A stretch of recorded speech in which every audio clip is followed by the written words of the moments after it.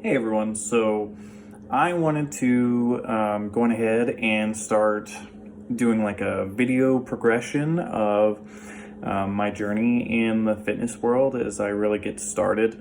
Um, I've been seeing a lot of these posted. A lot of them have really helped me out in the beginning stages. And so I just, want to be able to also be able to pass my knowledge forward so that any other newbies that come in are going to be able to start reaping the benefits even faster, make fewer mistakes that we all end up making in our journey. And, just hopefully be able to give some inspiration. Now, some of the difference, some of the reasons why I really wanted to do this was one, you see so many of these fake natties, on anymore who give just super unrealistic expectations, or you have all these, superstars, these celebrities that just totally change their image in 6 to 8 months. And, a lot of it is from crash dieting, being able to work out in ways that the normal layman isn't able to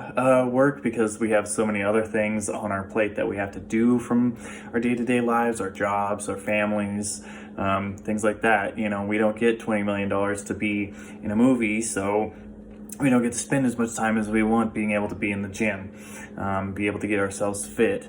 And crash dieting is not good. It's only going to be a temporary solution, and then you're going to end up having to figure out how I'm going to be able to do this for the next 40 to 50 years, because that is definitely the first lesson that I have learned in this journey, is that it's not just one of those things that, it's not overnight. It's going to take months, years, to be able to get to where you want to be, no matter who you are. That's the realistic expectation. Secondly, big reason why I'm doing this is because you have so many people on the internet who are posting these videos who say they're quote unquote thin, and it's like, you're thin, but you're like 17 to 20 years old, and you're like full of like lean muscle. Like most of these people who are like, oh, super skinny, they already have like a six-pack and stuff going on. And it's like, that's not most people. That's just not, those are super genetics. Those are people who are going to be able to put in that work, and within a year and a half, be able to look like a supermodel, and again, that's just not realistic expectations.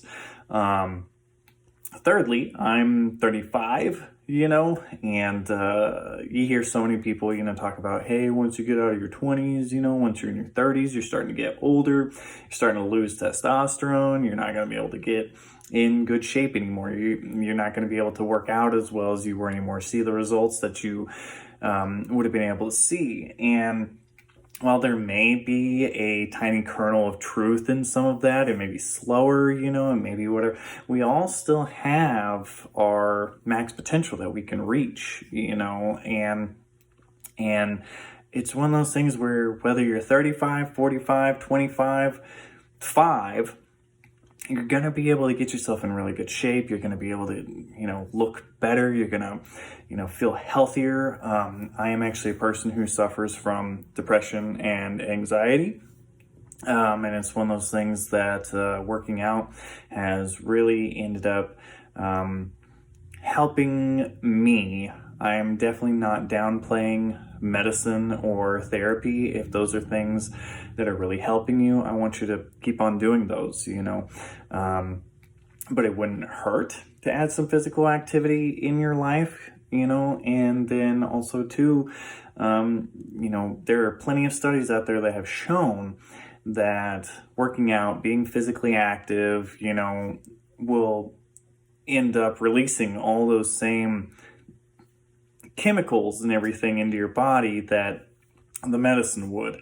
They're probably about equally expensive. So, again, to each their own, but I can say I started out this journey exactly 2.5 months ago. I was 122 pounds, and I'm 5'11". Most people that are 5'11" on average, a healthy weight is about 160 to 180. So you could definitely call me extremely underweight. I will end up posting a couple pictures of what I looked like 2.5 months ago, and it's not good. You could literally see all the bones in my chest. You could see most of my ribs. My face was sucked in. It wasn't good. It wasn't good. And again, I'm trying to provide realistic expectations and help people out on their journey in the physical fitness world. So no, it's not like I have a six-pack yet. No, it's not like I have an Arnie chest or shoulders or anything. I got my biceps the other day. I'm right at 15 inches, which is technically average for a person who is about 5'11". Now, I will say that I would bet that, there are a lot of people out there who are 5'11", that have 15-inch arms, that don't go to the gym, and they don't look as good as my arms. Not trying to be all about myself. But I will say the very first mistake that I made being super thin was I overbulked. I dirty bulked and just did it in the wrong way. So instead of having a caloric surplus of about 200 to 300 every day, I ended up, for the first 2 months of my program, really, really going a little bit too hard. And I was going about 1,000 to 1,500 calorie surplus every day. I got like a mass gainer that was like mixed in with my protein shakes and everything. And it was one of those things where at first it was really good, because part of the reason why I was so skinny is because I just didn't eat enough. And so the protein shake with the mass gainer was really good at being able to expand my stomach, not make me feel so full, that I just felt like crap. But I will definitely recommend that you not just put all your eggs in the protein basket, the protein shake basket, or the weight gainer basket. You still want to be able to eat your foods, your good proteins. You don't want to just totally, skip out on carbs altogether. You do still want to eat carbs, because they're going to turn into glycogen, which is your energy stores for being able to go out and have a really good workout. And you do want fats, but you don't want bad fats. You want the good fats, and you really do want to start measuring out all your stuff every day. Just those basic things are really going to help out at first. And I do also want to say that I work out 5 days a week. I do a push-pull legs rest routine. That's something that I ended up getting from Jay Cutler, the bodybuilder, whenever I was back into working out 10 or so years ago. I was big into working out about 10, 12 years ago for about 8 months, and then I ended up pinching my sciatic nerve in my back, which is one more reason why we all want to make sure that we're being safe and careful while still being intense at the gym.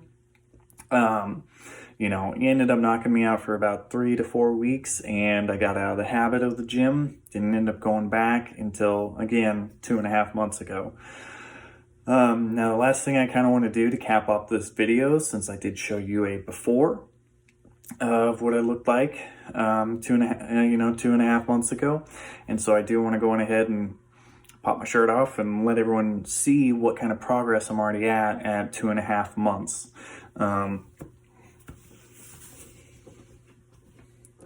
So, as you can see, I've already got a fair amount of mass. I do have some excess fat, which again, I already said that mainly came from dirty bulking. But as you can see, my chest is already a lot more defined. My shoulders, while they're not capped by any means, they have definitely thickened up.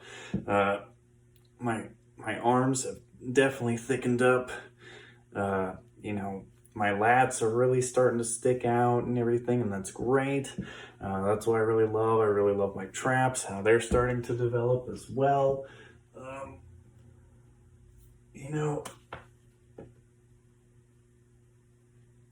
It feels really good. And again, do not skip on legs. I do my legs as well, 2 days a week. I will say, that at least in my case, I have not experienced as significant of a difference in my legs as I have my upper body so far. But I also think that, part of that ends up coming from the fact that your legs are already doing so much work every day anyways, from having to carry your fat ass around. I'm just kidding, of course, having to just carry you around. But I have seen massive strength gains in my legs already that are just crazy significant. In the 2.5 months, using progressive overload correctly, smartly, still making sure that I'm paying attention to my technique and my form first and foremost, because that is more important. Your technique and your intensity are going to be way more intense or way more bang for your buck than just throwing more weight on there and expecting better results because you've got 10 more pounds on there, 20 more pounds on there. Also, too, when you're sitting there doing your progressive overload, don't sit there and think, oh yeah, I lifted 115 on the bench press, I did it 3 sets, 10 reps each set, was fine. So I'm going to go on ahead and I'm going to pop a couple 45s on here next time. And that way I got 135, from 115.